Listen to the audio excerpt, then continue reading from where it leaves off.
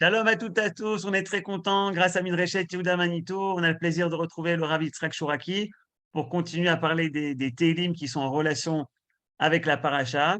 Et ce soir, c'est un Télim très connu puisqu'on le chante à la veille de chaque Shabbat, Kabbalat Shabbat, le Mizmor 95, Lecho Neranena. Bechavod, Rav Shuraki.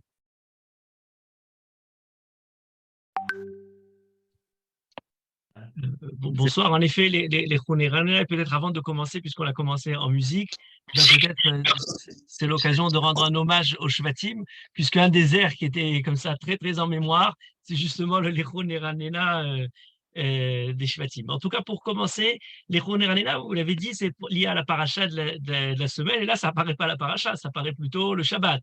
Enfin, pour nous, le Khounéranena, c'est la Kabbalah de Shabbat. Mais vous allez voir, il y a toute une partie du Lechanena qui paraît peut-être un peu, mais surprenante. Voilà, je dirais c'est ça le mot. On est dans le Lechun Ranena, la Kabbalah de Shabbat, on va y revenir plus longuement. Et puis en fait, il y a deux parties dans ce Lechun Ranena. Il y a une première partie qui est, je dirais, toute majestueuse, qui n'évoque que solennité, puisqu'on nous dit tout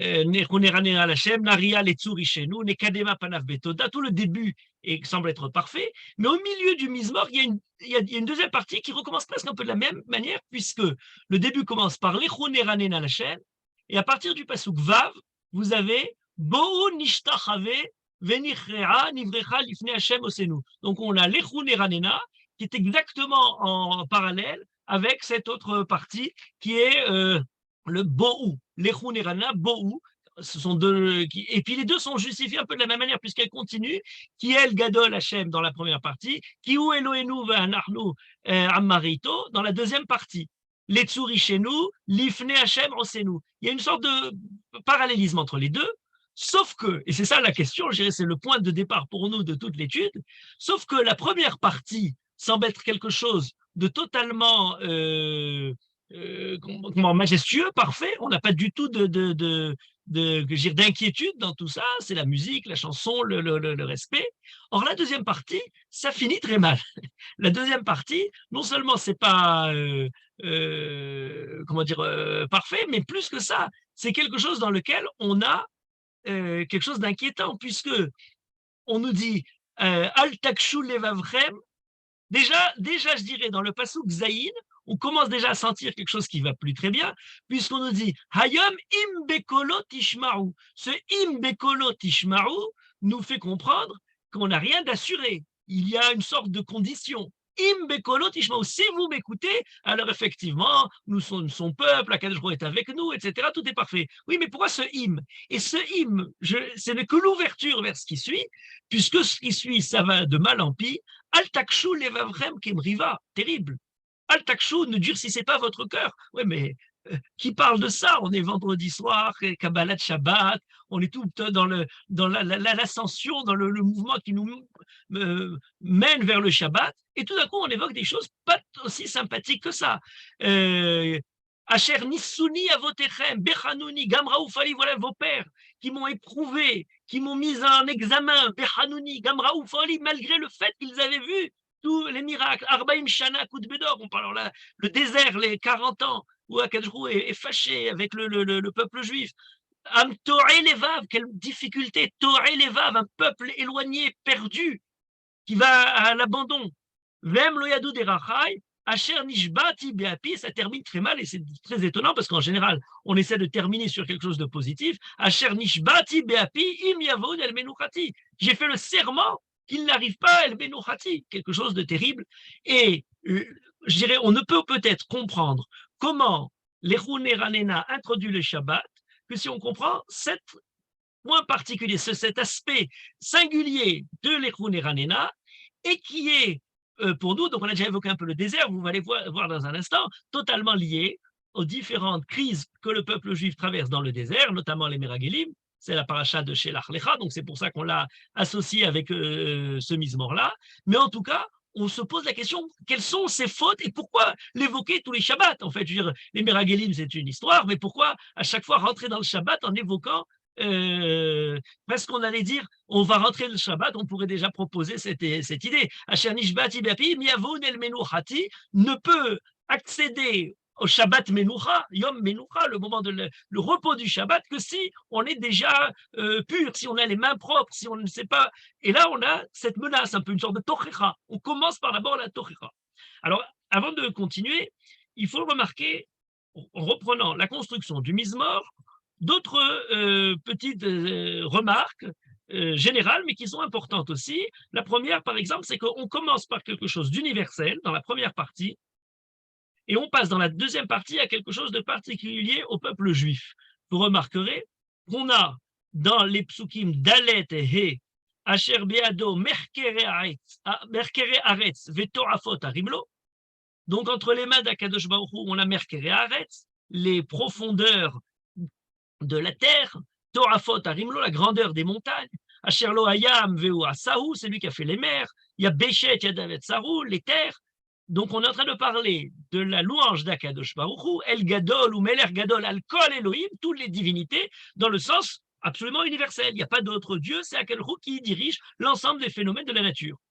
Et ensuite, lorsqu'on passe dans la deuxième partie, on est déjà plus lié à quelque chose de personnel. On a évoqué tout à l'heure les différentes crises du peuple juif dans le désert, où Elohenu va anachnu am marito, nous sommes son peuple. On a basculé là dans quelque chose qui concerne le peuple juif. Et c'est d'ailleurs fait de tellement particulière pour le peuple juif qu'il y a une lecture de ce Mizmor de Tehillim qui semble très très liée avec la Shira de Hazinu. Vous remarquerez qu'il y a beaucoup de mots qui rappellent l'un et l'autre. Déjà, le mot même Lechu Neranena, on a vers la fin de la Shira, Arninu Goyim Amo, le mot Raninu, Harninu. Sur Yishrenu, on le parle ici lorsqu'on est en droit de parler de la Lechon Eranena, et on a dans la Shira, Vainabel, Tsur Yeshuato, Tsur Yeshua, Tsur Yeshuato, de différentes façons, à la fois dans Tehillim et à la fois dans la Shira. Hashem Osainu, ou Asecha Vaichonenecha, dans la Shira. Alors on a Paroli ici, on dit, on l'évoquait tout à l'heure, lorsqu'ils ont vu Gamraou Paroli, et on a dans la Shira, Atsur, Tamim, Paolo, Paroli, voilà les mêmes choses. Donc on a cette, ce rapport de la Shira avec Asino, qui elle aussi a quelque chose d'universel, Asino Hashamaim Vaaretz, oui, mais qui s'attache à toute l'histoire du peuple juif de manière particulière. Voilà encore l'universel, et on touche le peuple juif. On a aussi, en liaison avec notre Mizmor, puisque c'est le Mizmor Tzadi He, eh ben, le Mizmor Tzadi Dalet, qui est un Mizmor extrêmement violent, qui déjà touche le côté, de la punition de tous les pervers, puisqu'il se nomme lui-même El Nekamot Hashem, El Nekamot Ophia, c'est Akadosh Baruch Hu qui va faire la justice sur terre, il ne faut pas oublier Nekama dans le sens de justice, la punition en adéquation à la mauvaise conduite, et on nous dit, qui se termine, ce Mizmor-là, Vayashev Alehem et Onam, Uvraatam Yatzmitem Hashem Elohenu. C'est un Mizmor, on le lit toutes les semaines, Vayashev Alehem et Onam Vratam Yatzmitem, la punition. Et d'une certaine manière, on peut voir, entre le Tzadi Dalet et le Tzadi He, le Tzadi Dalet correspondrait à la punition des méchants, et le Tzadik He, au contraire, les Chun Eranena, l'Hachem, la Ria et Tsurishenu, aux Tzadikim qui vont recommencer Hachem. D'où la question de fait que reposer avec encore plus, et bien si jamais c'est les tzadikim maintenant, on a déjà éliminé dans le dernier Mizmor les Rechaim, pourquoi terminer aussi ce Mizmor des tzadikim par la menace? Pourquoi évoquer encore à nouveau aux tzadikim la conduite des 40 ans dans le désert, etc. Voilà la question qui ne fait que se reposer. Alors, on disait tout à l'heure que même ce qui est universel, pour passer dans le passage universel, la première partie universelle, la deuxième partie est plus particulière, mais vous remarquerez que même dans cet aspect universel du Mizmor, on a des allusions au peuple juif. Lorsqu'on nous dit Asher Beyado Merkere Haaretz Vetorafot Arimlo, Merkere Haaretz, c'est sonder les profondeurs de la terre, les abysses terrestres, Vetorafot Arimlo, et les élancés altiers, ou les élancés altières des montagnes sont à Akadosh Baruch Hu. Voilà les profondeurs, les hauteurs, les cimes. Asher lo hayam veu asahu veya beshet yadav yatsahu. Et là c'est très intéressant puisque on évoque la mer et on reprend la terre en même temps. Mais on ne peut pas ne pas entendre. Quand vous entendez Asher lo hayam veu asahu, à lui est la mer et c'est lui qui a fait la mer. Veya Béchet Yadav Yatsaru. Mais qu'est-ce qu'on entend quand on entend la mer et la Yabéchet? Eh bien, on est déjà dans l'événement de la mer Rouge, puisque dans la mer Rouge, on dit justement Akadosh Baruch Hu a transformé Al-Rouba Yabasha Betor Hayam. Donc on a repris la terre, surtout qu'on venait de la dire dans le passage d'avant, on n'aurait pas besoin d'en parler. Asher Beyado Merkere Aretz, la terre est déjà évoquée. Non, on la reprend, elle change de nom, elle s'appelle maintenant Yabeshet, c'est pas pour parler des continents, mais c'est pour parler de la terre sèche. Et on a évoqué la mer, donc les descriptions universelles est elle-même décrite en faisant allusion à quelque chose de particulier. Voilà quelque chose d'intéressant, parce qu'en fait, l'histoire du peuple juif s'insère dans cet événement absolu. Et d'ailleurs, même les mots, j'évoquais tout à l'heure que la première partie commençait par Lechu Neranena et la deuxième par Bo'u Nishtachave. Or, Lechu Neranena, on va loin, on s'éloigne, Bo'u, on se rapproche. Eh bien oui, dans le premier, c'est dans l'extension, c'est remercier Akadosh Baruch Hu dans tout ce qu'il a fait, dans la création du monde et dans toutes les grandeurs de la nature. Et lorsqu'on dit Bo'u, on se rapproche de quelque chose d'intime. Et d'ailleurs, même les mots sont aussi particuliers, puisque au début, Lechu neranen Hashem, Naria letzuri shainu, Nekadema panav betoda. Nekadema panav, c'est quoi Nekadema panav? Eh bien, nous allons à sa rencontre, nous allons le recevoir. C'est une sorte de les akdim panav, devancer sa face. Donc, il n'est pas encore là. Donc, on ne l'a pas encore remarqué. Mais quand il arrive dans le Bo'u, il est déjà arrivé, on est plus proche de nous. Nishtachave, nichrea, venivrecha. Nishtachave, on se prosterne. Nichrea, c'est la génuflexion. Et nivrecha, on est dans le fléchissement devant Akadosh Baruch Hu. On s'incline devant lui. Ben oui, puisqu'il est devant. On préparait sa venue de loin, et maintenant, finalement, on est devant. Qui est le Gadol? Le début, qui est le Gadol Hashem ou Meler Gadol Al-Kol Elohim? C'était dans la première partie. Ça, c'était Al-Kol Elohim.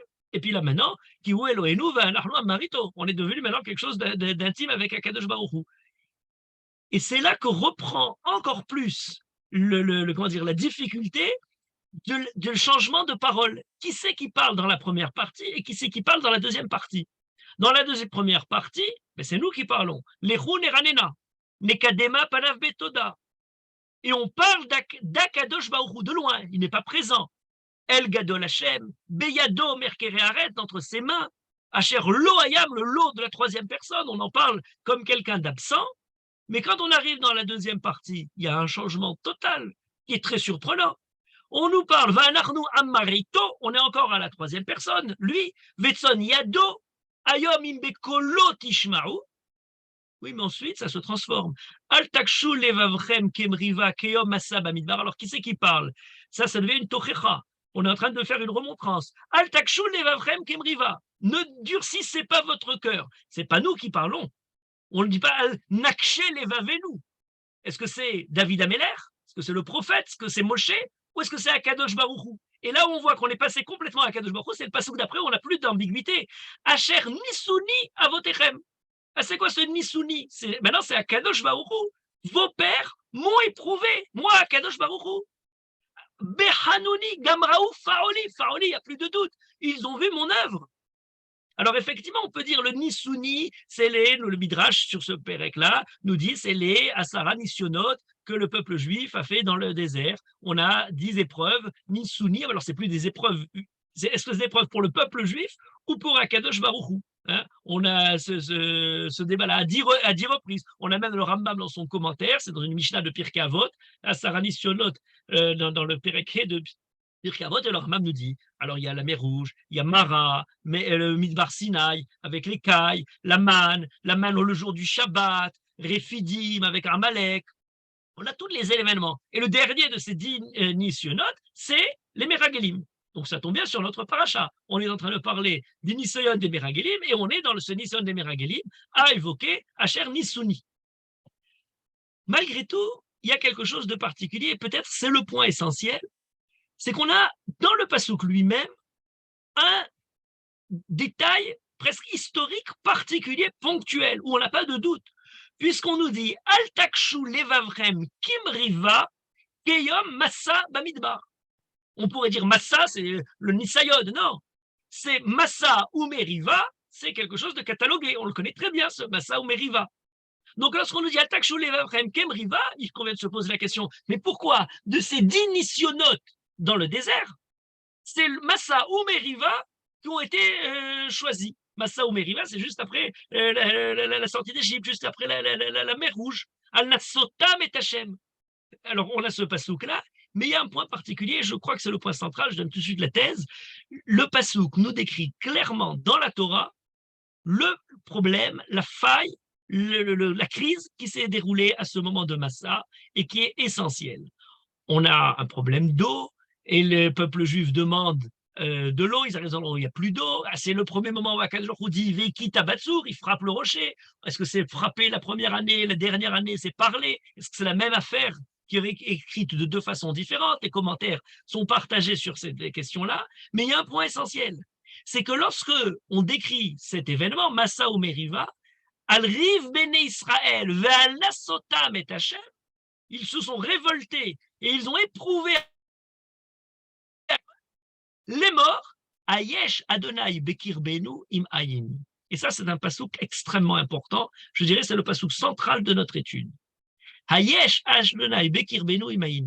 La révolte ne s'est pas faite pour remettre en question Akadosh Baruch Hu, mais pour remettre Akadosh Baruch Hu dans sa présence Bekir Benu. Et je vais l'expliquer plus longuement. La question, c'est est-ce qu'Akadosh Baruch Hu est avec nous? Je reprends les Meragelim. Dans les Meragelim aussi, on a dit Arbaim Shana Akut Bedor. Alors là, on peut dire, c'est aussi évoqué clairement dans le Mizmor. On a deux événements, en particulier dans tous les nisyonotes des Bnei Israël dans le désert. L'un, c'est Massa ou Meriva, et le second, c'est l'affaire des Meragelim. D'où on sait qu'il s'agit des Meragelim, pour une raison très simple, c'est qu'il écrit Arbaim Shana Akut Bedor. Asher Nishbati Beapi, Imevolu Menuchati. Or, ce pasuk Asher Nishbati Beapi, il est écrit clairement dans la Torah. Alors, c'est pas dans la paracha de Shelar, c'est dans le livre de Devarim. Quand on reprend l'affaire des Meragelim dans la paracha de Devarim, Vaiktsof, Vaishava les morts. Imire Ish Banashim Haele Ador Arazet Aretz Atova. Vaishava imire. Et là, on a le même passage qui est évoqué. Im yavon, el mechonish bati beapi, im yavon im. C'est un langage de Shevura. Donc, on a effectivement deux événements évoqués. Massa Meriva d'une part, les Meragelim d'autre part. Qu'ont-ils en commun? Pourquoi ce sont ces deux événements qui sont nécessaires à être évoqués en l'entrée du Shabbat pour faire le Shabbat? Or, il y a quelque chose de particulier dans ces deux événements. Leur faute, comment dire, pour le comprendre, il faudrait se poser la question, en quoi peuvent-ils fauter, se révolter contre Akadosh Baruch Hu, puisqu'Akadosh Baruch Hu vient de faire les miracles de la mer Rouge? Il vient de voir le plus grand des miracles. De toutes les Eiser Makot, la mer Rouge, c'est l'apothéose. Et après avoir vu tout ça, Ayesh Hashem Bekir Benu Imaïn. Mais comment Hashem Bekir Benu? Vous venez de le voir. C'est quelque chose de... On se pose la question, nous, tellement loin des miracles flagrants que le peuple juif a vu dans le désert, on se dit parfois, ah mais si nous on avait vu ces miracles-là, on n'aurait pas pu, même comment ont-ils pu fauter après avoir entendu, comment dire, les éclairs, le tonnerre, toute la nature qui a été déstabilisée par la manifestation d'Akadosh Baruch Hu, comment ont-ils pu se révolter? Et là, le point est important, je reprends la phrase, Hayesh Hashem Bekir Benu Imayin.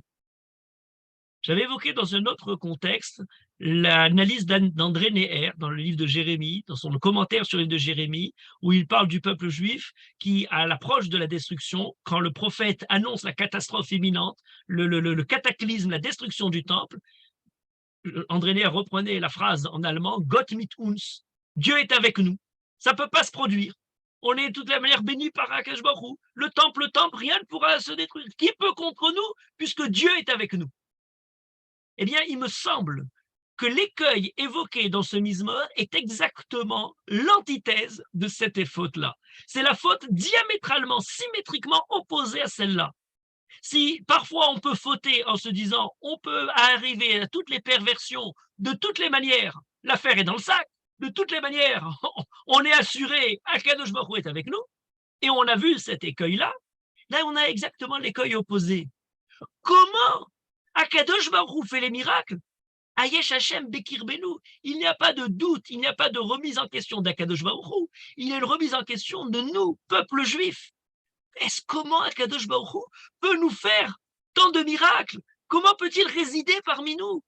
On ne remet pas en doute sa grandeur, on remet en doute notre capacité à porter en nous le message, la parole, témoin de ce qu'Akadosh Baruch Hu manifeste dans l'histoire du peuple juif. D'une certaine manière, il me semble qu'il faudrait étudier ce Mizmor et l'affaire de Massa Meriva et les Meragelim tout de suite, sous un aspect particulier, c'est une qualité positive du peuple juif qui est poussée à l'excès. Et certains ont dit que les défauts du peuple juif, ce sont des qualités exagérées. La qualité en question, c'est la modestie, c'est la tzni'ut.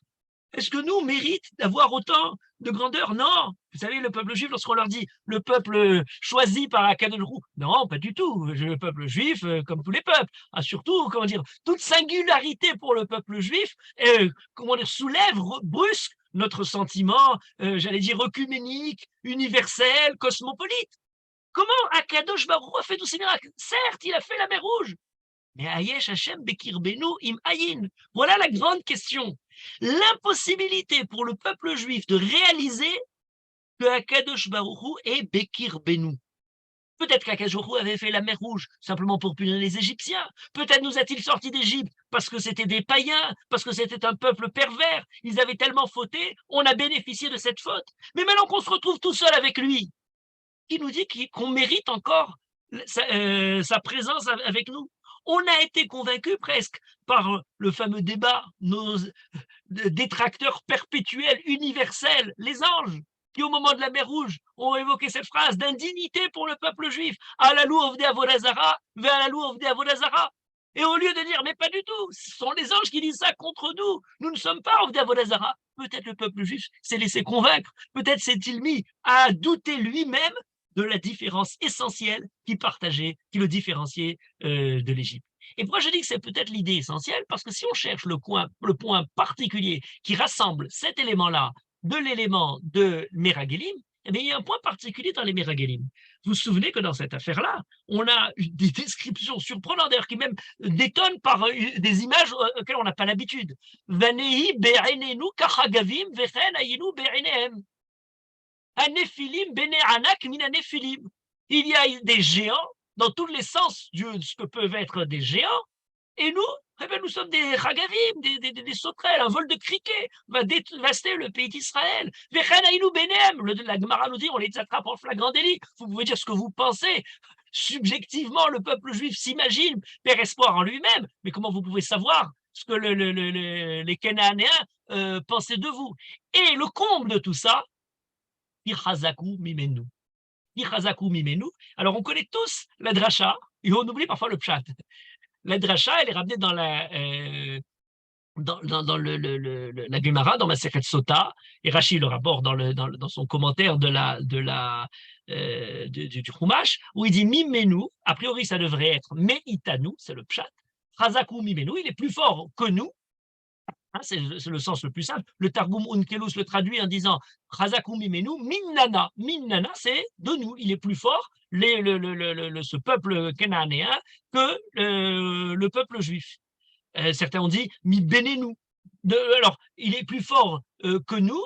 Et on a banné-nous nos enfants qui pourront peut-être y arriver, parce que nos enfants n'auront pas grandi, dans l'esclavage. Ils ont grandi dans le désert, et ayant grandi dans le désert, ils pourront peut-être faire face à ça. Mais nous, on ne peut pas. C'est toujours un doute sur la personne. Et le midrash qu'on connaît tous, c'est pas ce sens-là du pshat, mais on nous dit, c'est me'akadosh baruch hu, mimenu. Vous savez qu'en hébreu, le mimenu peut vouloir dire deux choses. Ça peut coïncider à la troisième personne du singulier, absente, mimenu de lui, et ça peut être mimenu de nous, première personne, pluriel. Donc on dirait mimenu de nous. Et c'est de cette façon-là que le pshat serait mimenu, il est plus fort, Hazaku mimenu, de nous, et on bascule dans la dracha en disant Hazaku mimenu, en montrant du doigt à Kadosh Baruch Hu. La Gemara l'exprime dans une phrase encore plus, cinglante. En Baal Habayit yachol leotzi kelav. Le Baal Habayit ne peut même plus retirer les Kelav. Akelchou est le maître du monde, mais Akelchou ne peut même plus retirer ses. Alors, c'est quoi ces Kelim? Il y a un commentaire, Roussiana, qui est de Chacham, qui est en Russie, parmi l'époque des Rishonim, qui dit c'est les Neshamot des gens de Kenaan. Il les a placés là-bas. Les Kelim d'Akadosh Baruch Hu, ce sont les Neshamot. Même Akelchou ne peut plus déplacer ces Neshamot après les avoir mis. Un autre commentaire, Rabbi Yaakov de Vienne, d'un des Baalei à Tosafot, dit non, Mikelav, il ne peut même plus avoir déplacer ses instruments de guerre, ses armes, pour aller faire la guerre contre le peuple juif. Ce serait porter atteinte contre Akadosh Baruch Hu. La Gemara d'ailleurs est très intéressante parce qu'elle évoque dans une version du Talmud Al tikre mimenu et la mimenu. Vous savez, dans le Talmud, il n'y a pas les voyelles, il n'y a pas les points, on n'entend pas, c'était oral, donc on aurait pu comprendre, mais il est écrit Al tikra mimenu et la mimenu. Or, mimenu et mimenu, que ce soit pour la troisième personne du singulier ou la première personne du pluriel, s'écrit et se prononce de la même manière. Mimenu avec un dagesh dans le nun, donc on aurait dû dire exactement mimenu de cette manière-là. Alors, beaucoup de commentaires posent la question, mais qu'est-ce que veut dire le Talmud? Altikra mimenu et là, mimenu. C'est le même mot, c'est la même prononciation. Il y en a qui ont d'ailleurs effacé carrément cette phrase-là. Il y a un commentaire, Rabbi Betzalel Ashkenazi, dans la Shita Mekubetset, qui dit il ne faut pas lire Altikra mimenu et là mimino. De ça, Yemino, Yemin Hashem. Ils ont transformé mimenu de nous en pensant mimino chez Hashem. Là, c'est clairement vis-à-vis de Hashem. Mais ce n'est pas le sens exact. Le Min Hatshai, vous savez que dans toutes les questions de grammaire du texte de la Torah, l'un des grands commentaires, c'est Rabbi Yedidia Nortzi. Et dans son commentaire Min Hatshai, dit la chose suivante, c'est une remarque intéressante. Étant donné que nous prononçons, et la Torah elle-même présente des psukim qui sont mimenu, à la fois, qui a tsamta mimenu, c'est nous parlons de nous. Hein, donc, l'Ermerimanu parle de nous. On a plusieurs mots dans lesquels on nous parle le mot de mimenu pour parler de nous, et parfois on nous parle au contraire, achol mimenu achalta. L'arbre dont je t'avais dit de ne pas manger, mimenu, c'est de l'arbre. C'est la troisième personne du singulier. Alors, on ne le distingue pas dans notre tradition, à la fois dans le texte et à la fois dans la prononciation, ça se prononce de la même manière. Mais Rabbi Avraham Ben Ezra présente quelque chose de très intéressant, qu'il y avait une différence de tradition entre Anshe Mizrach et Anshe Ma'arav. Anshe Mizrach, c'est les gens de Bavel, et dans la grammaire de Bavel, eh bien, on écrivait même différemment mimenu avec un dagesh quand c'est la troisième personne du singulier, ou mimenu sans dagesh quand il s'agit de la première personne du pluriel. Et donc, d'après ça, il explique le Minchachai que lorsque la Gemara dit Altigre mimenu, et là, mimenu avec un dagesh, ne dit pas mimenu de nous, sans dagesh, première personne du pluriel, et là, mimenu avec le dagesh qui parle la troisième personne du singulier. C'est qui mimenu de lui? C'est Akadosh Baruch Hu, le doigt est pointé pour Akadosh Baruch Hu. Voilà encore une fois, je résumerai tout ça de la façon suivante. Le peuple juif, les Meragelim, rencontrent les gens de Canaan, suppose une disproportion totale entre l'immensité à conquérir humaine et terrestre le pays de Canaan et les Cananéens, et eux sont comme des sauterelles. Chazak ou mimenu, cette force mimenu, opshat, c'est parler de la personne, c'est dévaloriser la possibilité du peuple juif de conquérir le pays d'Israël, et la dracha nous donne le sens profond. Lorsque le peuple juif, mamrit et atzmo, lorsque le peuple juif se dévalorise, se diminue, j'allais dire presque ampute, devient presque totalement déchéant, eh bien c'est à ce moment-là qu'il porte atteinte à Kadosh Baruch Hu, et ça devient dans la dracha mimenu pointé vers Kadosh Baruch Hu. Ce rapport, vous voyez, tout coïncide sur un petit dagesh en plus, d'après la version de Mizrach. Le petit dagesh en plus, le dagesh est très intéressant, puisque le dagesh, c'est le point qui se met au centre. Au centre de nous, si vous vous dévalorisez, mais c'est à Kadosh Baruch Hu que vous avez dévalorisé. Et autre parenthèse, je parlais tout à l'heure dans Massa ou Meriva, c'est juste avant l'affaire de Amalek, et on va revenir encore dans Amalek dans un instant, et bien justement, c'est porter atteinte Milchama Lachem Bar Amalek. Lorsque Yad al-Kessia, lorsque Amalek attaque le peuple juif, ce n'est pas le peuple juif qui veut attaquer, c'est Akadosh Baruch Hu. Voilà donc, l'idée essentielle de notre Mizmor. On a deux événements qui sont évoqués à propos du désert. On les évoque d'entre les 10 épreuves, celle de Massa ou Meriva et celle des Meragelim, qui les deux tiennent, d'après les dires même du texte, dans la dévalorisation du peuple juif, à se demander est-ce qu'Akadosh Baruch Hu peut résider parmi nous? Est-ce que nous avons la force? Est-ce que nous sommes suffisamment forts pour pouvoir affronter les Cananéens? Et d'ailleurs, dans le mot de notre pasouk, on nous dit Arbaim Shana Akut Bedor.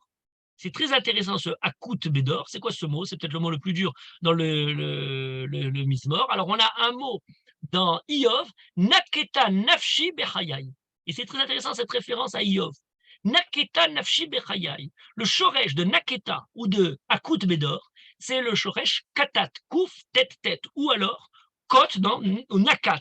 Il y a des shorashim mishniim qui se sortent d'une même racine, qui sont d'ailleurs les mêmes que ce qu'on dit le katz. Vous pouvez entendre Naketa nafshi bechayai, katzti bechayai, le tzadik et le tête est dans des lettres interchangeables. Et donc, on a Akut Bedor, Akadjroudia pendant 40 ans, Akut Bedor, je les ai haïs, abhorrés, méprisés, détestés, je suis en colère contre eux, je suis, comment dire, plus que totalement, d'ailleurs, Rabbi Avraham Ben Ezra traduit en disant Garala Nafshi, je les ai vomis par cette conduite-là. Oui, mais le mot de Iov de tout à l'heure, Naketa nafshi bechayai, et le mot du désespoir. C'est pas simplement Akadosh Baruch Hu Ga'ala nafshi, c'est Akadosh Baruch Hu qui les vomit. C'est l'idée même de la personne, Naketa nafshi bechayai. Je n'ai plus d'espoir de ma propre vie. Vous voyez qu'on est toujours dans la dévalorisation. Akadosh Baruch Hu ne supporte pas un peuple qui, lorsque Akadosh Baruch Hu est présent et fait tous les miracles, continue à se poser la question. Alors, un peu, c'est bien, c'est-à-dire je ne les mérite pas, pour essayer de souhaitable. Mais si à partir de là, il s'éloigne du projet d'Akadosh Baruch Hu, c'est quelque chose de problématique et on est totalement dans cette crise-là. Et de là, on comprend quelque chose d'essentiel, c'est le passouk très bizarre par lequel on termine. Asher nishbati beapi im yavoun el menuchati. Alors, le mot menuchati pose problème. Pour quelle raison? Je disais tout à l'heure en commençant peut-être pour le Shabbat menucha. Oui, mais sauf que là, il y a un problème intéressant.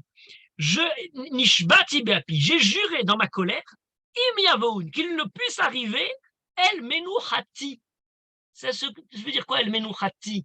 À ma menucha, à mon repos, au lieu de mon apaisement. C'est au singulier menuchati. Or, s'il s'agissait du peuple juif qui ne peut pas rentrer en Israël, bien, on aurait dû leur dire, el menuchatam, el menucha vel anachala. Ils rentrent en Israël, après tous les déplacements dans le désert, ils arrivent enfin, el menucha, el menuchatam. Or, il n'est pas écrit im yavo el menuchatam, el menuchati. Et c'est toujours dans les bizarreries de la grammaire ou dans les bizarreries du texte, on a l'impression qu'on n'est plus dans le, comment dire, ça ne correspond pas à ce qu'on aurait écrit, que se trouvent les perles, que se trouve l'explication la plus profonde. Qu'est-ce que dit le Teilim ici? Pourquoi il n'a pas dit El Menuchatam? Pour une raison très simple. Il a été dit par Akadosh Baruch Hu, Veshachanti Betocham. C'est pas le peuple juif qui réside en Israël, c'est Akadosh Baruch Hu qui réside dans le peuple juif. Puisqu'ils remettent en question, ils ne mériteront pas que je puisse résider avec eux. Je vais les quitter. Je ne pourrai pas me reposer Betocham.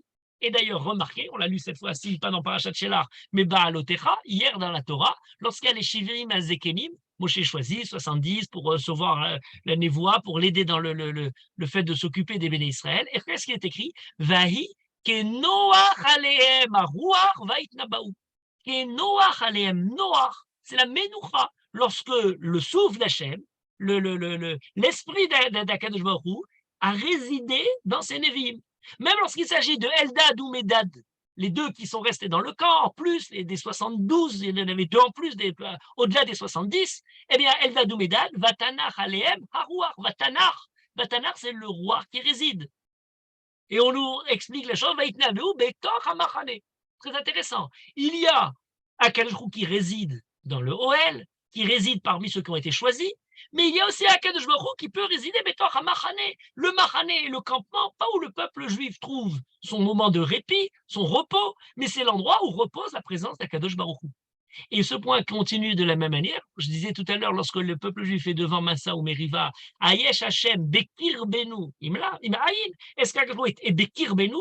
Or, ce mot Bekir Benu est très intéressant et très riche de sens, puisqu'on ne l'a pas une fois, mais tout au long de l'histoire des béné Israël, on nous parle d'Akadosh Baruch Hu, Mithaler Bekerev Machanecha. Vous voyez, on n'a pas dit Mithaler Bemachanecha. Bekerev, à l'intérieur, imprégné. Et on parle du Aaron d'Akadosh Baruch Hu qui est à l'intérieur. On nous dit d'ailleurs dans Télim à plusieurs reprises, Diminu Elohim Hasdecha Bekerev Echalecha. Ta bonté, ta présence se trouve à l'intérieur, Bekerev, c'est comme les kirbaïm, les tripes, à l'intérieur même du camp. Bekerev, Elohim, Mishpot, à quel point sa présence se trouve. Elohim dans le sens des juges, il est au moment de la justice. Dans le tribunal, lorsque les juges rendent la justice juste d'Akadosh Baruch Hu, le loi de la Torah, eh bien Akadosh Baruch Hu est présent avec eux. Lorsque dans l'affaire des Meragelim, dans notre paracha, vous voyez toujours le mot Kérev apparaît. Lorsque les Meragelim vont apprendre qu'ils ne peuvent pas monter en Israël, que 40 ans ils vont rester dans le désert. Alors on a une deuxième crise, l'inverse, l'accès de précocité dans l'autre sens, c'est-à-dire on veut maintenant tous monter. Ça s'appelle les Ma'apilim. Et Moshe leur dit Al ta'alou, ne faites pas la faute inverse. On vous a dit qu'Akadosh n'est pas avec vous. Al ta'alou. Comment il justifie le fait de ne pas monter maintenant, de manière trop précipitée, inconsidérée, sans l'accord d'Akadosh Baruch Hu? Ki en Hashem bekir bechem. Le mot bekir bechem encore apparaît. Ki en Hashem bekir bechem. Vous ne pouvez pas y aller s'il n'y a pas Akadosh Baruch Hu qui est bekir bechem. Et on nous dit va Aaron berit Hashem ou Moshe. Le Aaron a berit. Moshe. L'omashu mikerev amachane. Le mot kerev est encore employé. La Aaron Abérit et Moshe n'ont pas quitté leur place à l'intérieur du campement. Il y a certains qui ont voulu monter en Israël, eh bien, c'était une catastrophe. Ils ont été battus. On ne peut pas rentrer dans le pays d'Israël si Akadosh Baruch Hu n'est pas Bekir Bam, n'est pas Bekir Bechem, n'est pas parmi vous. La sortie d'Égypte, d'ailleurs, on le dit lorsqu'on l'évoque, la sortie d'Égypte, la volakahatlo goy mikerev goy. Encore une fois, de prendre un peuple de l'intérieur de notre peuple. Sortir de l'Égypte, extirper, je dirais, le peuple juif de l'Égypte, pour qu'Akadosh Baruch Hu puisse justement s'imbriquer dans le peuple juif, pour pouvoir avoir ce rapport du peuple juif. Et lorsque le peuple juif faillit, à plusieurs reprises, par exemple après la faute du Hegel Hazar, voilà un autre moment, grand drame, et Akadosh Baruch Hu justifie en disant « Veshalarti lefanecha malach » je vais envoyer un ange, je ne m'occupe plus de vous. Je ne monterai pas, je ne vous suivrai pas, Bekir Bechem. Et alors ça se manifeste même de manière extérieure où Moshe quitte le camp, il se met un peu à l'extérieur du camp. Et le Vaishma, le peuple en est complètement. Et je leur montre le prix à payer. Attention, si vous n'êtes pas à la mesure, Atem Am Kesher Oref. Si je me trouve parmi vous, avec l'intensité de la présence d'Akadosh Baruch Hu, et vous n'êtes pas à la hauteur morale de recevoir, de mettre Menuchati, eh bien, je te détruirai. Tu seras complètement le Chilayon. Vous voyez comment tout ça se relie d'une certaine façon. Et la deuxième partie du Mizmor, c'est très beau de s'élancer vers Akadosh Baruch Hu. Mais il faut savoir une chose importante, c'est que le peuple juif a justement comme caractéristique le shevar, la qualité profonde du peuple juif, c'est justement de permettre à Akadosh Baruch Hu de résider parmi lui et de ne pas remettre ça en question, de s'étonner, de remercier Akadosh Baruch Hu jour après jour qu'Akadosh Baruch Hu justement réside parmi nous. Et d'ailleurs, lorsque, je disais tout à l'heure, il y avait les Amalek qui arrivent, à 2 reprises on voit Amalek qui arrive. Première reprise, c'est après Massa ou Meriva, vous avez douté qu'Akadosh Baruch Hu est parmi vous, eh bien, Amalek va vous attaquer. Deuxième reprise, c'est après les Ma'apilim en question. Ils ont voulu, monter vers les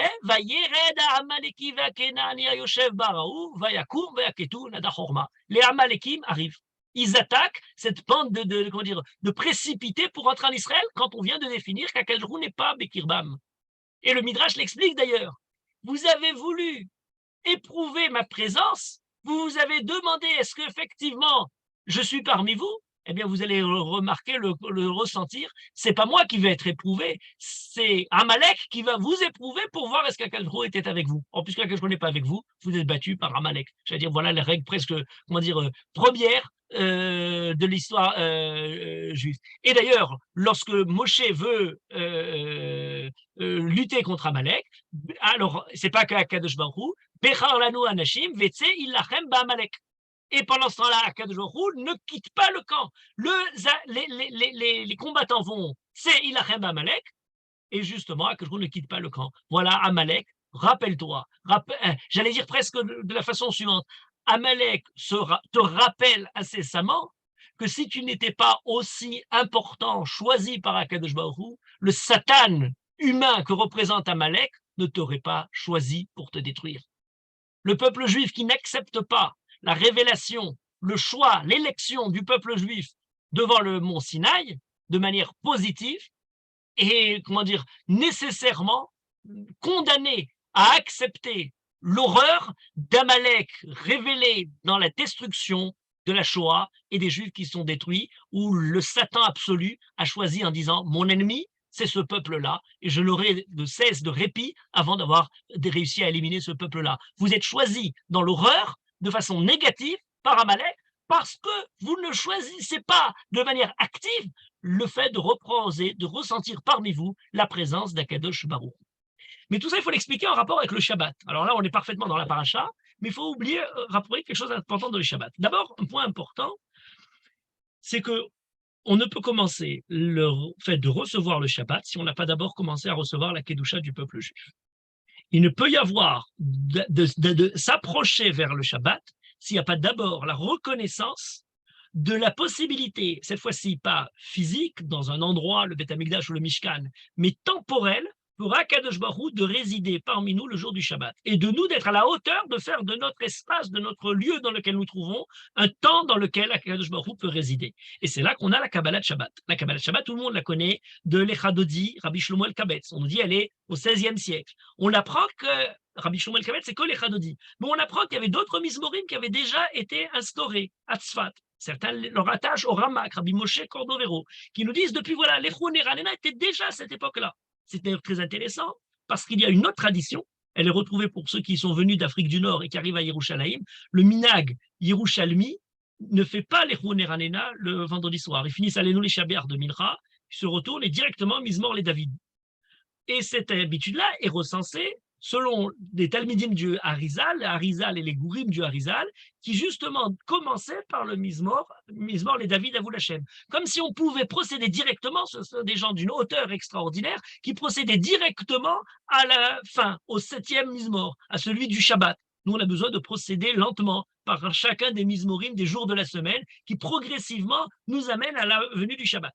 La première fois où est écrit ce minag-là, on le retrouve dans le Seder Hayom de Rabbi Moshe ben Machir, un des grands Chachamim de Sfat, qui est un peu plus tard. Le livre lui-même a été publié à Venise en 1599, mais comme souvent pour les minagim, on imagine que le minag inscrit, répertorié, catalogué dans le texte, suit une période précédente dans laquelle le minag existait de manière vécue avant d'avoir été consigné. On a retrouvé d'ailleurs déjà en 1575 dans un livre de Rabbi Moshe Elbaz de Teroudan qui s'appelle Echal la Kodesh, qui est un commentaire du Sidour sur d'après la Kabbalah, et qui nous met, alors lui c'est très intéressant, il n'amène pas les Chadodi, par contre il amène tous les Mizmorim depuis les Chon Eranena, en rajoutant tous les Mizmorim, Mizmor les David, Mizmor Haché Yom Shabbat, etc.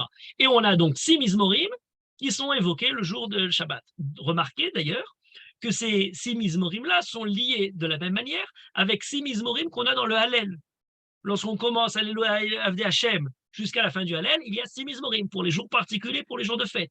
On a tous les matins dans le jour de Chol 6 Mizmorim dans les Psuké des Imra. Il y a 6 Psukim dans les Psuké des Imra. Il y a 6 Mizmorim dans le Hallel pour les jours exceptionnels. Il y a 6 Mizmorim dans la Kabbalah qui nous permet d'accéder au Shabbat. Si on était plus dans le détail, on pourrait remarquer d'ailleurs quelque chose de plus profond, c'est qu'on a le dernier, le 5e, avant d'arriver au Mizmor Avou Lachem, on a Mizmor les David, on a le Mizmor Kouf, qui est Mizmor Letoda Ariou la Denai Kol Haaretz. Et là, il est très intéressant. Pourquoi? Parce que ce Mizmor-là, Avou Ariou Lachem Kol Haaretz, j'allais dire presque le parallèle du nôtre.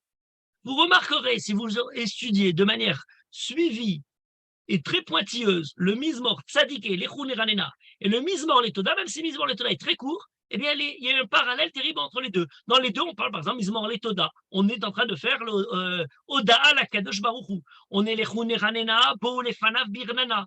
Nekadema panav betoda, Mizmor Letoda. Kiel gadol Hashem, Deu ki Hashem hu Elohim. Lifne Hashem osenu, hu asanu. Bo nishtachave, bo she'arav, bo. Vous voyez, il y a des mots qui sont totalement parallèles. Seule différence, alors il y en a qui ont essayé d'évoquer à quoi chacun d'entre eux coïncidait. Eh bien, le Mizmor l'Echuniranena est celui qui est, je disais, universel et qui touche le côté particulier du peuple juif. Certains ont dit d'ailleurs c'est le Mizmor que David chantait lorsqu'on est monté pour amener le Aaron à Yerushalayim, ou au début de la bracha vis-à-vis du peuple. On se rappelle encore l'histoire du peuple juif. Par contre, le Mizmor, les Toda, celui qui arrive à la fin, c'est celui qui parle du remerciement à la fin de l'histoire. On a les mêmes thèmes, mais on est déjà Be'acharit Hayamim, à la fin des, comment dire, au dernier jour. Et là, il y a qu'un point important. Am marito vetson yado. Et ça, je crois que c'est très important. Et on le dit d'ailleurs, velo anarno, amo vetson marito. Am marito vetson yado. Même évocation dans les deux. Or, notre thème se retrouve décliné de cette façon-là. Qu'est-ce qu'on dit Amarito vetson yado? Le mot roé en hébreu est un mot très intéressant. Pour quelle raison? C'est quand on dit roé ra'a, celui qui fait le verbe, de qui parle-t-il? Lorsqu'on parle de roé, est-ce qu'il s'agit du berger qui mène paître ses moutons, ou on parle du troupeau qui est lui-même en train de paître? Roé peut vouloir dire les deux. On parle des roïm et on parle des animaux. Les roïm sont roïm et tatson. On est dans le livre de Yeheskel, au Perek Lamed Dalet. Atson yirou aroïm. Les roïm, roïm et tatson. Donc ce sont les roïm qui sont en train de faire paître leur troupeau. Mais on a aussi vatir aina ba'achu. Alors, vatir aina ba'achu, ce sont les vaches qui sont en train de paître dans le champ. L'irot et tson avi, justement, aller faire paître le troupeau de leur père. Le mot roé est très intéressant. C'est qu'il parle à la fois du berger et du troupeau. Et on ne sait pas quand l'action est importée. D'ailleurs, le mot dans le livre de Yecheskel est parfait. Atson, Hiro, Aroïm. On se demande est-ce que ce sont les Roïm qui sont Roïm et Tatson, ou est-ce que c'est le Tson qui est Roé et Aroïm. On parle de politique, le Roïm en question, c'est les bergers, c'est celui qui dirige le peuple, qui sont totalement pas à la hauteur de leur tâche, et on nous dit vous n'êtes pas en train de garder le mouton, c'est le tson qui est aroïm. Ce sont le troupeau qui est en train, au contraire, de faire paître les bergers. Ce ne sont pas les bergers qui essaient d'approvisionner, de donner, au troupeau sa subsistance, mais c'est le troupeau qui est là uniquement pour engraisser ses bergers et ses, mauvais dirigeants. Le mot marito lui-même, c'est le lieu dans lequel on peut faire paître, mais c'est aussi l'action de paître. Or, tout ça est très intéressant. N'oublions pas qu'on est les Naria, les souris chez nous, terroir. On est en train de parler de Naria, qui est dans notre racine. Oui, mais dans cette Naria, on est en train peut-être d'évoquer ce côté duel de la racine Roé, où on ne sait plus si on est en train de parler d'Akadosh Baruch Hu sur le Ham Israël ou du Ham Israël sur Akadosh Baruch Hu. Il y a ce côté double, et en l'occurrence, est-ce que c'est le peuple juif qui perd confiance en Akadosh Baruch Hu, ou c'est le peuple juif qui perd confiance en lui-même et par là même perd confiance en Akadosh Baruch Hu qui a confiance en nous. Vous voyez, il y a comme une sorte de reflet entre le peuple juif. Avoir confiance en soi, c'est pas avoir confiance en soi, c'est avoir confiance en Akadosh Baruch Hu qui nous a choisis, un peu sous la forme du Rabba Emunatecha.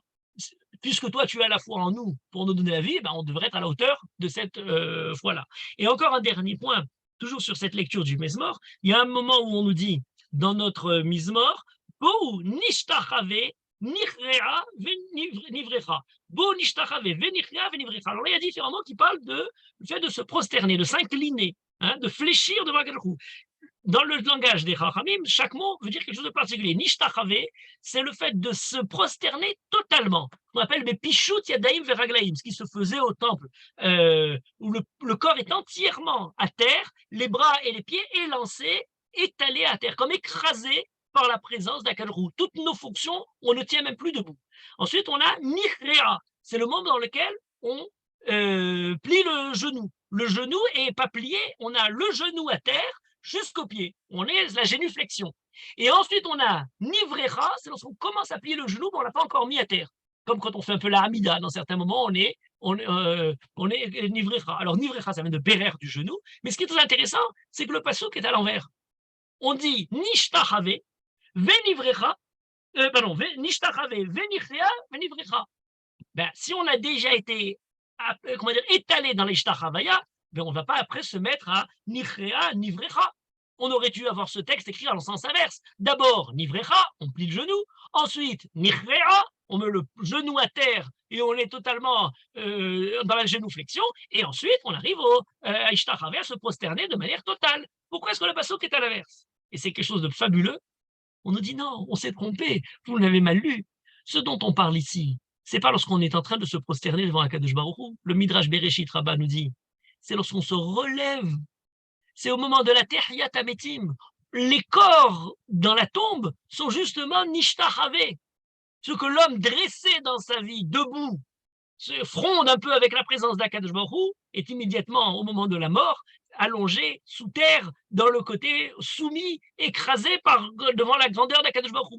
Mais à la Tehiyat Hametim, eh bien à ce moment-là, on est d'abord Mishtachave, ensuite Koraim, et ensuite Nivrecha, le genou se remet droit, on se redresse. C'est une description du retour du peuple juif dans la présence d'Akadosh Baruch Hu, les Atid Lavo. Et où se termine cet élément-là? Dans ce qui vient ensuite.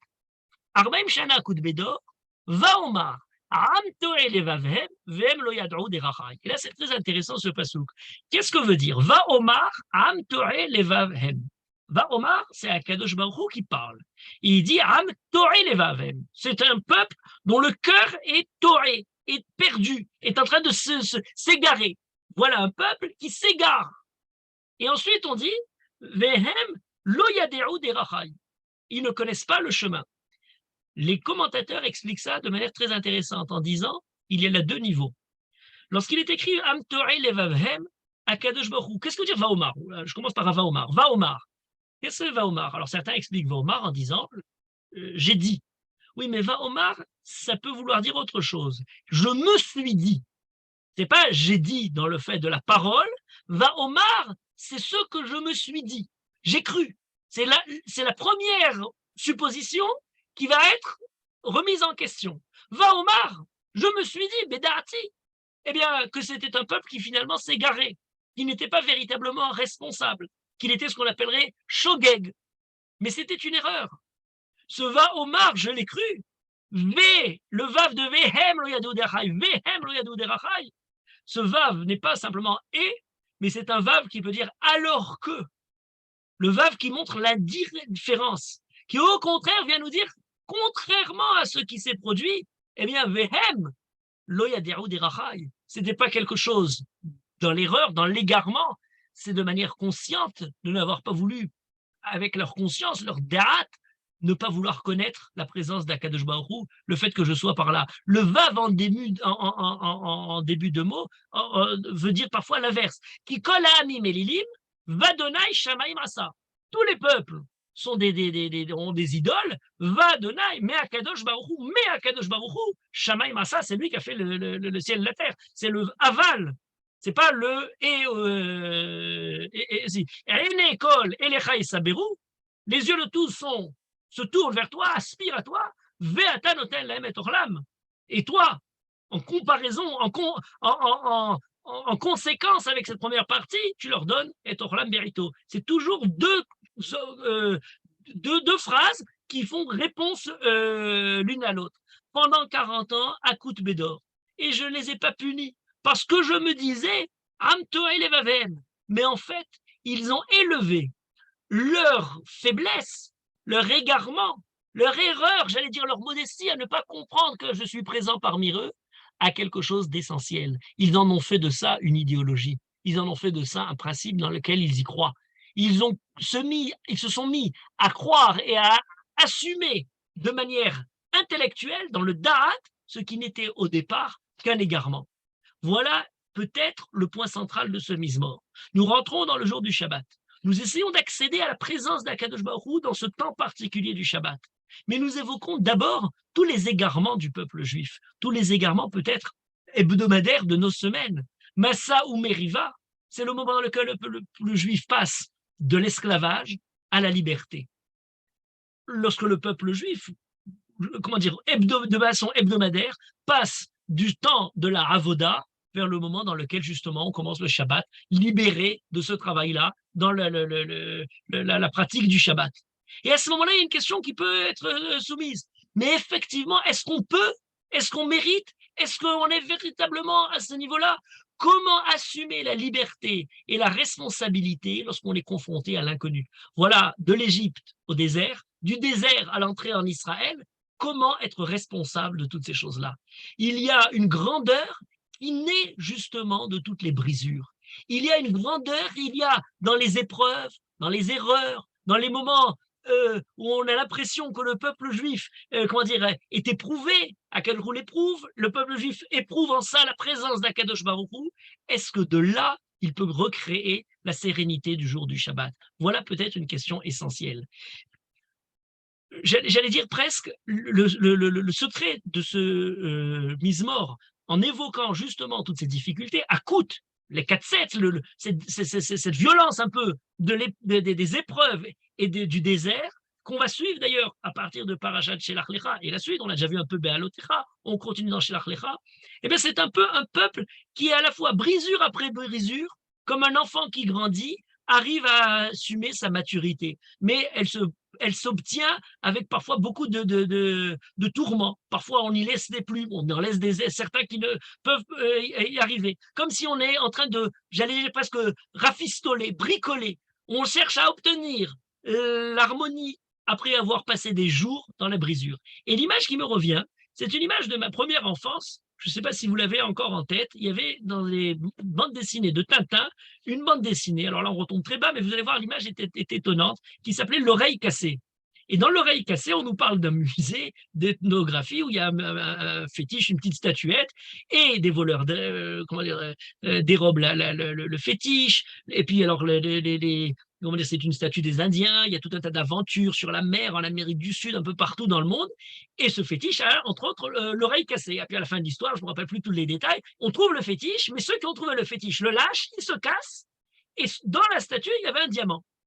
Et la dernière image de tout ça, c'est le fétiche qui a été rafistolé, on l'a remis au musée, mais la statue est totalement enlevée. Alors on a mis des foules de fer, des sparadraps, des plaques de vissées, des nœuds, des cordes, enfin tout un truc pour bricoler. Voilà un peu ce qui est dans cette histoire. Et pourquoi c'est flagrant? Et certains ont d'ailleurs écrit là-dessus beaucoup, je pense notamment à Michel Serres, qui avait écrit beaucoup sur Hergé et Tintin. Mais en tout cas, l'image de ce fétiche de l'oreille cassée est très intéressante. Pourquoi? Parce que peut-être toute la vie et tout le monde, toute la nature est faite justement pas par des organismes entiers, mais par des organismes qui se brisent. L'erreur, c'est de transformer la divinité en fétiche cassé. C'est pas Akadosh Baruch Hu, c'est l'homme.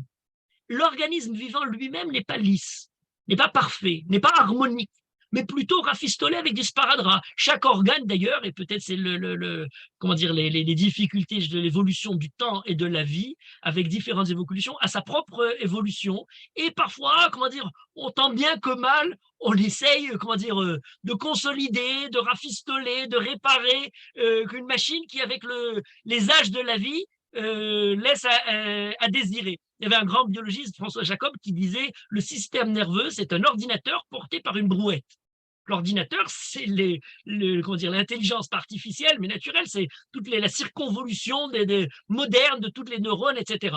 Mais à côté de ça, il y a des développements physiologiques totalement archaïques. Et puis les deux sont portés. Le corps avec cette brouette, et puis cet ordinateur, ce côté parfait. Et en vieillissant, eh bien, ça commence on a des bugs tout d'un coup dans tout ça. Les dysfonctionnements du bricolage se font connaître. On a tout d'un coup quelque chose qui devient, ça disparate. C'est pas que ça devient disparate, ça a toujours été disparate parce que les organes n'étaient pas justement véritablement solidaires. Ils étaient désolidarisés, mais ils agissaient plus ou moins ensemble. Voilà l'histoire de l'oreille cassée. Le fétiche, on le rassemble, on le restaure. Mais c'est pas valable que pour l'organisme de l'homme, c'est valable peut-être pour les institutions politiques. Est-ce que les institutions politiques sont lisses, harmonieuses, unitaires? On s'en méfie. Quand elles sont trop harmonieuses, trop unitaires, j'allais dire trop totales, eh bien elles deviennent totalitaires et intégristes, et alors elles deviennent terribles. Il vaut mieux avoir des institutions qui sont un peu rafistolées, bricolées, mises à mal, qui se cherchent, qui essaient de se reconstruire, qui sont dans une crise et qu'on essaie de le faire. Voilà peut-être le travail parfaitement, à parfaire une donnée dans laquelle les choses sont un petit peu à l'instar, comme s'il y avait, vieillesse, parfois dans la jeunesse, on apprend en tombant, on se fait et de cette manière-là, il y a toujours quelque chose qui casse, quelque chose à réparer, et de cette manière-là, et ça y est, la tuyauterie, l'armoire, enfin quelque chose qu'il faut reprendre. Et peut-être l'univers dans son ensemble est aussi sur cette même image, puisque l'univers aussi est un ensemble bricolé de différents éléments qui ne sont pas toujours, comment dire, à la même vitesse. Prenez un exemple, vous avez des planètes qui sont déjà mortes, qui continuent de nous envoyer leurs étoiles. On voit tout d'un coup, là on est en ce moment à ne faire que recevoir des tas d'images de ce que nous envoient les super télescopes qui sont envoyés un peu partout. Et on voit différents éléments, on se demande comment ils marchent, comment ils sont ensemble, etc. Voilà peut-être l'image qui nous permet de réfléchir sur l'aventure spirituelle du peuple juif. Les bénés Israël dans le désert sont peut-être à cette image-là, Arbaim Shana Akut Bedor. Arbaim Shana Akut Bedor, eh bien c'est crise après crise. C'est le moment dans lequel on a l'impression que le peuple qui était totalement éparpillé, dans le joug de l'Égypte, dans l'esclavage de l'Égypte, va essayer de se construire de manière harmonieuse. On a commencé Bamidbar, ou dans lequel, dans le désert, l'entrée dans l'avancée était parfaite. On a l'impression que tout va très bien, les drapeaux, l'organisation du camp qui commence à avancer, qui continue, chacun son rôle, sa couleur, etc. Oui, mais à partir de la parashat Be'alotecha, tout ne fait que se désintégrer, se casse la figure. Tout d'un coup, crise après crise après crise. On a l'impression que là, tout d'un coup, l'organisme qui semblait être si harmonieux n'est plus du tout, a perdu tout ça. Avec le peuple, finalement, n'est pas du tout aussi clair. Il a ses disparités, il a ses aspérités, il a ses faiblesses, il a nécessité de bricoler. Ce peuple imparfait, qui aspire finalement à quelque chose d'essentiel. Et peut-être c'est le point fondamental de tout, c'est qu'il ne peut prendre conscience que dans ces différentes aspérités humaines, c'est la présence d'Akadosh Baruch Hu absolue qui permet de donner la vie. Il n'a pas l'oreille cassée, à l'instar des esclaves qui veulent on leur, on leur brise l'oreille, mais au contraire, il a écouté dans son oreille le Matan Torah, Naase Venishma, on dit qu'on brise l'oreille qui a écouté la liberté, l'oreille qui n'a pas su se libérer en recevant la Torah, et grâce à cette oreille qui n'a pas été au contraire, mais j'allais dire qui a été parfaite par le fait d'avoir été le lieu dans lequel Akadosh Baruch Hu, l'instrument dans lequel on peut déverser son message, eh bien le peuple juif peut continuer à avancer avec les différentes difficultés, à coup de bédor, et arriver peut-être à espérer à rentrer en Israël. La semaine est une semaine avec ses différentes évolutions, ses différentes aventures, chacun dans son travail, dans ce qu'il a, beaucoup de choses qui nous traversent dans la semaine. Est-ce que le jour du Shabbat, on arrive à rassembler tout ça en ayant un petit peu justement de cette harmonie du Shabbat qui peut se déverser dans nos personnes, nos familles qui sont parfois rattachées, consolidées, rassemblées au-delà de tous les différents éparpillements. C'est peut-être un des messages que nous donne ce Mizmor Lechou Neranena, de l'allégresse absolue, qui nous dit n'oubliez jamais, c'est Arbaim Shana Akut Bedor, n'oubliez jamais le moment dans lequel on idéalise Am Torah Levavhem, Amarti, Vaomar Am Torah Levavhem, Vem Lo Yad'u Derachai. Nous connaissons les chemins d'Akadosh Baruch Hu, nous ne sommes pas dans l'égarement, parce que dans tous nos égarements, nous acceptons encore, nous savons qu'Akadosh Baruch Hu est parmi nous et continue à nous mener vers le Shabbat. Merci beaucoup. Wow, c'est le moment s'il y a des questions, des réflexions, chers amis.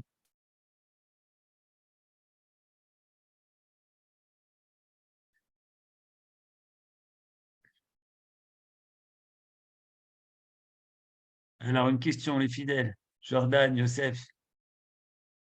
Une question, quelque chose? Un point à éclaircir?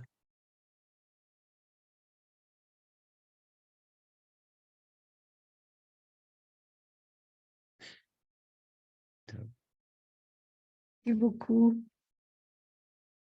תודה רבה, הרב שורקי. En fait, שבוע טוב לכולם.